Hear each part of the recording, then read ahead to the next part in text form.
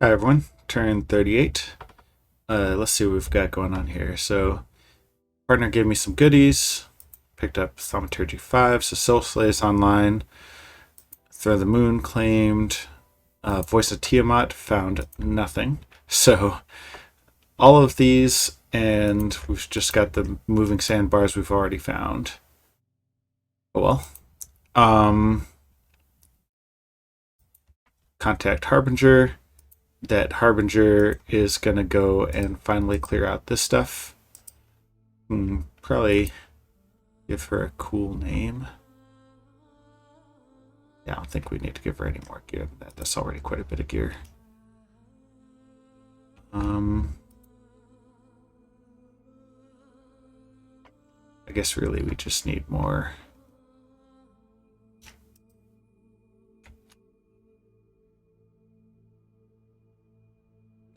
Because I do need to just, like, have more gear.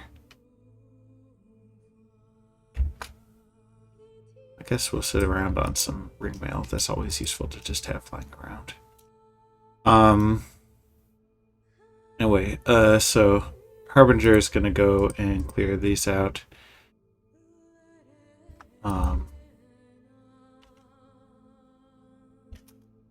Still gotta stick true to our name. Summon some paladins. Arcane probing, found nothing. Did find a stone circle over here, so getting a little nature income from my partner. And let's go through the battles. Iru attacking PD. Abyssia attacking me. So here's the crew that Abyssia is rocking. Let's just go ahead and let it play for a little bit here. So this guy over here is a magma spirit. He's casting Legions of Steel on the whole crew. These are incredible hellspawn. They hit decently well with venomous claws, like 3 attacks, no space restrictions, and excellent HP and protection. Like, these are the best hellspawn that they could have spawned, I think. Lava warriors, they're all blessed, so they've got their shock resistance and a bunch of other stuff that doesn't really matter. Human breds over here, they live to die. We've got this warlock who's entered communion and is casting Skill of Heroes, which gives plus attack skill to whomever it targets. The apprentices are fittingly joining in as communion slaves. And then we've got these crystal sorceresses back here. So they're air 3s, and they're going to be summoning air elementals. If this were a real fight, with the fight being what it is, they are not going to spend their gems. But that means if we look at the air elementals, the crystal sorceresses will join communion turn 1, cast summon turn 2, and then the air elementals will attack turn 3. So that's how many turns of buffs I get before they fly in. And we'll see why that matters in a bit. It's one magma child.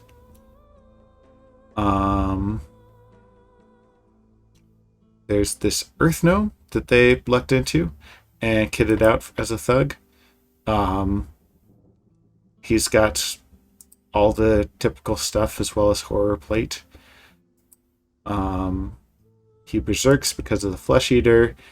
Like, earth gnomes are just quite capable thugs. And he's got the acid breath, which keeps going and going and going. He doesn't have any type of crowd control, but he certainly does a lot of damage.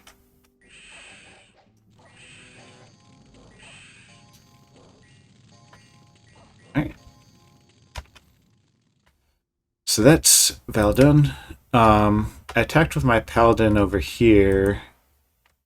As you can see, my paladin was unsuccessful, and part of that was that I didn't have him bless himself. So he just went into combat and got scared. So I'm sending him back in, but he's going to bless himself this time. Got this crew here.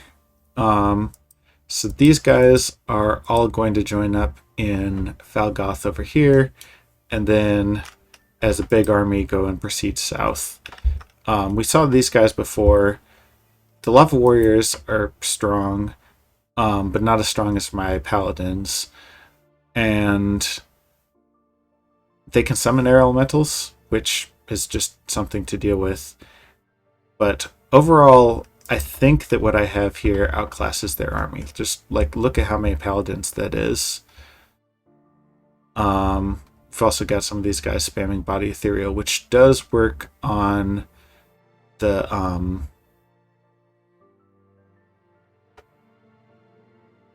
what does it work on? The Lava Warriors.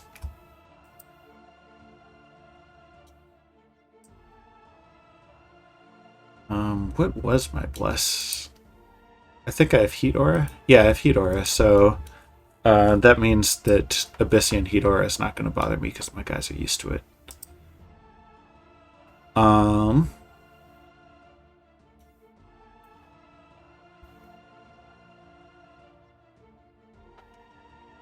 Continuing on, Malika raid, Iru God raid, that is fairly close to Nabah, all things considered, which is unfortunate. His bless does turn off and he loses HP as he goes into our territory, so I think he'd be foolish to go all the way to Esquania, but I could see it happening. Just for a recap of what he is wearing. Oh, and he's stealthy. He's got the salt, he's got the brand and the shield, and then a bunch of attacks. His defense skill is very high. As mentioned, his bless is not in effect. His protection is pretty mediocre, all things considered. Like 22 is not bad, don't get me wrong, but it's not like phenomenal either. He cast Invulnerability, so it is good versus Mundane. But some great swords, for example, like Banes with great swords could just chop this guy right down, I think.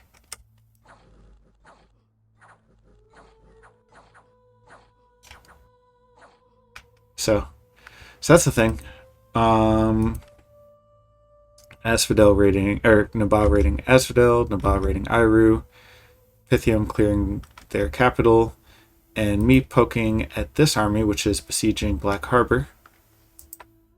So my Battle Saint is just going to run away right away, but let's see what they've got here. So they form Communion again. I'm not sure what they're communioning into. These guys do Earth Power, presumably to Strength of Giants again. It's lots of these Hellspawn in the back. These are relatively weak, but they have tough armor and they fly, which means that they can fly in turn 1 and cause trouble if they know to do so. They did not elect to do so this turn.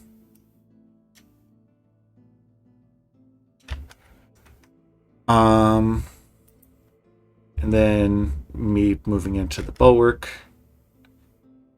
me trying to clear out these knights north of my capital. There were more of them than I remembered, and so, well, it didn't go well.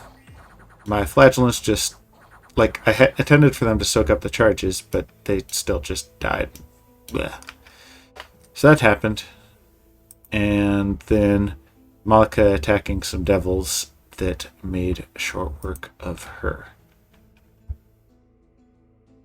I don't know why Abyssia has devils here, but they clearly worked. Devils are really good for protecting against thug raids. They have their barbed tails, which are magical, so they punch right through the ethereal, and they fly in turn 1 before Malkas get to buff themselves.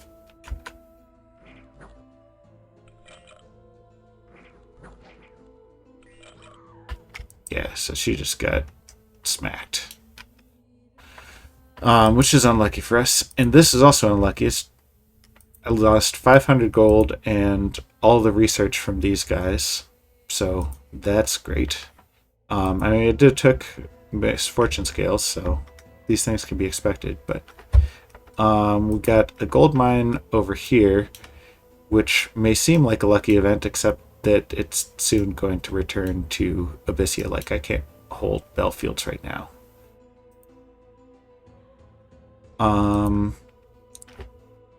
And we lost Dominion here in Flemistan, just cause. And there's an arena battle coming up. Which, let's go ahead and have you...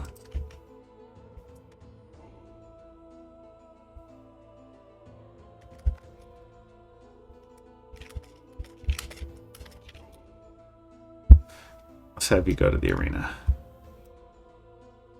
It's not going to make any waves, but I mean, you got to send somebody.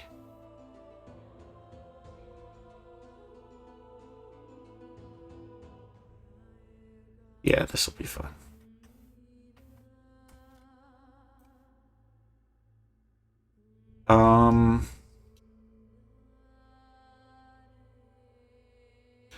So we've got this crew, and they, 3 of them are equipped with anti-disciple gear to go and take a swing at Team Rocket over here.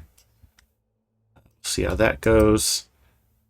I mentioned that we're joining up this army over here, and big thing that I have alluded to but not actually come out and said yet is that nobody expects the Spanish is going to be teleporting over here to Black Harbor. Here's his script. It's going to put up Strength of Gaia, which does, like the bark skin does weaken him versus Abyssea. Takes him down to 12 fire resistance, which should still be plenty.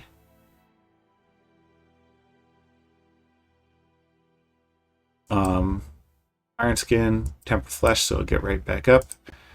And then at that point is when the fighting starts. He is fatigue neutral.